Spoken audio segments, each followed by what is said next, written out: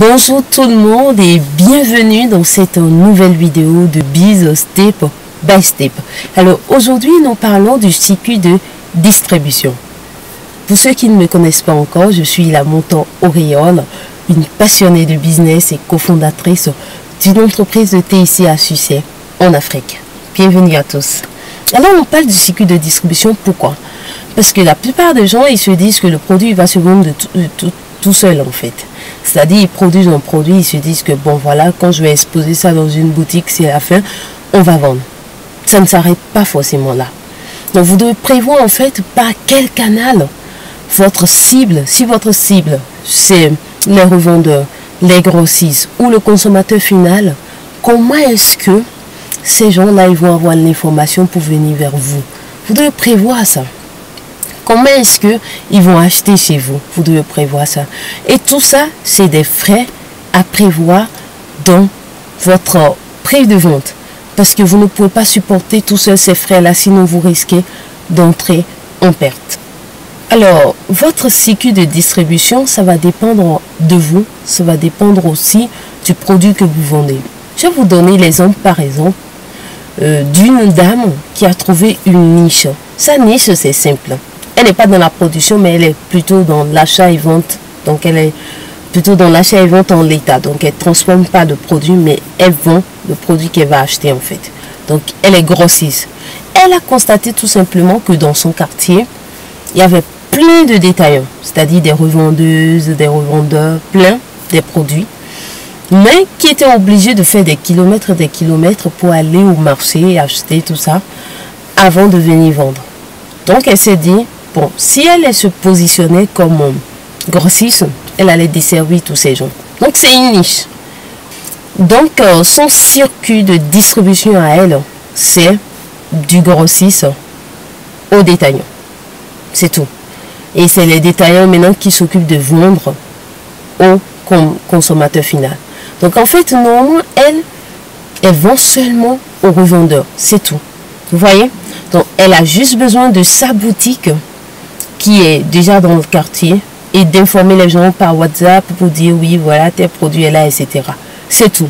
Donc, les frais qu'elle engendre dans son cycle de distribution sont les frais qui suivent, par exemple. Et les frais de location de la boutique, les recrutements, parce qu'elle a recruté quelques filles pour l'aider. À part ça, il y a maintenant les frais de communication WhatsApp, c'est-à-dire la connexion Internet qu'elle utilise pour informer les revendeurs, pour dire que voilà, tel produit est revenu, etc. Et c'est à peu près tout en fait, par rapport à la commercialisation de son produit. Donc vous-même, vous devez définir comment vous allez commercialiser votre produit. Et c'est pas aussi simple dans tous les cas, vous voyez. Elle, c'est parce qu'elle a trouvé une niche qui est vraiment particulière. Si vous, dans votre cas, vous n'avez pas ce genre d'opportunité, ça voudrait dire que vous allez devoir communiquer aussi. Donc non seulement vous allez avoir de boutiques, si vous avez prévu avoir des boutiques, non seulement vous allez recruter des gens dans ces boutiques-là, mais vous allez devoir aussi communiquer autrement. Moi, je vais vous donner un exemple tout simple. Nous, en temps, on avait un marché virtuel qu'on avait conduit pendant quelques années et on a constaté quelque chose. Quand on arrêtait la publicité Facebook, la publicité Google, nos ventes chutaient drastiquement. C'est-à-dire si on faisait 200 personnes le mois, à peine on fait 10. C'est-à-dire qu'à peine on a 10 commandes au lieu de 200 commandes. Vous-même, vous voyez l'écart, c'est énorme. Donc du coup, en fait, les frais de communication font partie de notre vie. Vous voyez? Et par rapport à ça, on est obligé de répercuter sur le consommateur final. Parce que vous n'allez pas supporter en fait ces charges simplement comme ça, non. Si vous supportez ces charges, vous serez en rouge. Vous serez dans le rouge, vous serez en perte. Et on ne fait pas du business pour faire des pertes. Non, on fait du business pour faire du profit. Donc du coup, c'est des choses que vous devez prévoir. Vous devez maîtriser votre cycle de distribution. Est-ce que vous voulez vendre juste aux grossistes si vous êtes un producteur? Ou bien vous voulez vendre aux grossistes et aux revendeurs? Ou bien vous voulez vendre directement au consommateur final? Et si vous voulez vendre directement au consommateur final, quelle est votre stratégie pour rendre le produit disponible? Est-ce que vous allez louer des boutiques ou bien vous allez juste avoir un grand magasin? À part ça, comment vous allez communiquer? Donc, si vous devez faire peut-être la publicité Facebook Ad, Google Ad, est-ce que vous devez passer des communiqués radio, télé, etc. Donc, vous devez définir maintenant un budget pour la communication, un budget pour toutes ces choses. Et c'est la somme de tout ça qui va faire en fait les charges de la distribution.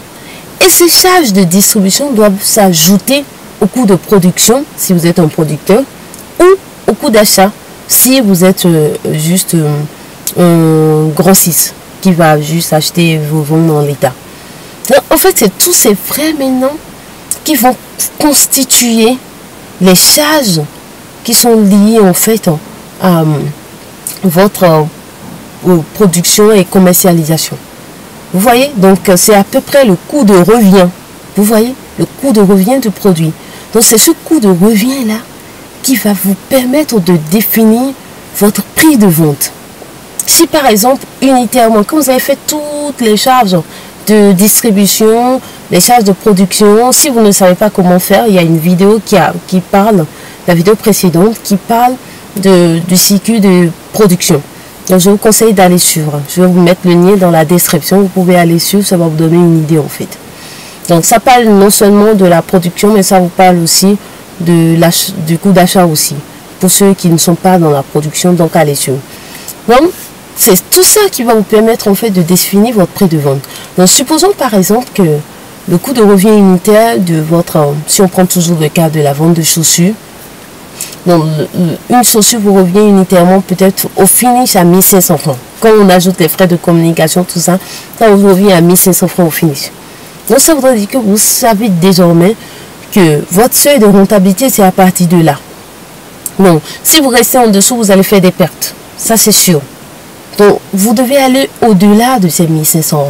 Donc, après, si vous avez envie de faire 1000 francs par chaussure, donc vous vendez finalement votre produit à 2500. Si vous avez envie de faire 2000 par chaussure, ben, vous savez que vous faites 1500 plus 2000, ça va être 3500. Vous voyez? Maintenant, si vous voulez faire un plan revendeur, un plan consommateur, donc vous devez définir aussi le prix minimum auquel vous voulez vendre aux revendeurs. Est-ce que, bon, les revendeurs qui vont venir chez vous, vous allez leur dire, si vous achetez la douzaine, je vous vends la chaussure à 2000 francs dans la douzaine, voilà, unitairement dans la douzaine, ça va être à 2000, etc. C'est à vous de définir ça. Mais, gardez une chose en tête, le coût de production ou le coût d'achat, plus les frais que la distribution va générer, vont vous donner votre coût de revient. Et c'est à partir de ce coût de revient-là que vous allez déterminer le prix auquel vous allez vendre votre produit. Et ne négligez pas ça. Et ne négligez aucun détail en fait. Tout ce qui rentre dans la distribution. Si vous faites une seule dépense pour pouvoir vendre au consommateur final ou pour pouvoir vendre à votre cible, si c'est les détaillants ou les grossistes, vous devez intégrer ça dans les charges. Et c'est ça qui va définir votre coût de revient. C'est ça qui va vous permettre de générer de profit. Vous voyez? Moi, j'ai discuté un jour avec la personne que j'accompagne dernièrement par rapport à combien le produit de revient et tout ça. En fait, il n'avait pas vraiment une idée de ça, en fait. Pourquoi? Parce qu'il ne s'est jamais mis à calculer. Vous voyez? C'est-à-dire que, donc, du coup, en fait, il ne connaît pas sa marge bénéficiaire. Il ne sait pas, en fait, ce qu'il gagne dans son business. Et ça, c'est mal. Parce que si vous êtes en train de faire un business, si on vous demande, vous devez pouvoir savoir, oui, unitairement sur le produit, je gagne 500 francs. C'est comme ça que ça fonctionne. Donc, quand je vends 100, je gagne 50 000. Voilà. C'est ça qui vous permet, en fait, de savoir combien d'unités vous devez céder le mois pour couvrir vos charges. C'est ça qui va vous permettre de savoir ça. Est-ce qu'il vous faut 1000 unités pour couvrir vos charges? Est-ce qu'il vous faut 2000 unités pour couvrir vos charges? Donc, comme ça, vous savez, en fait, votre performance. Vous savez apprécier comment vous avez travaillé dans un mois. C'est comme ça que vous allez pouvoir fixer des objectifs à vos commerciaux. C'est comme ça que, voilà, si par exemple vous recrutez des commerciaux sur le terrain, ça fait partie aussi de vos coûts de distribution. Et vous devez prendre ça en compte dans le calcul de votre coût de revient. Vous voyez? Donc c'est comme ça que vous allez pouvoir dire aux commerciaux, non, dans le mois, vous devez atteindre 2000 unités. Voilà. Pour que, voilà, vous puissiez couvrir vos charges, etc. J'espère que cette vidéo vous apporte quelque chose. Si c'est le cas, partagez, n'hésitez pas à partager. Si c'est le cas aussi, n'hésitez pas à laisser un pouce en l'air. Et laissez-moi des commentaires aussi. Abonnez-vous à ma chaîne YouTube si ce n'est pas encore fait. Et activez la cloche de notification. Que Dieu vous bénisse, que l'abondance soit pour vous. Et à très vite pour une nouvelle vidéo de Biz Step by Step. Thank you so much. See you next time. Goodbye.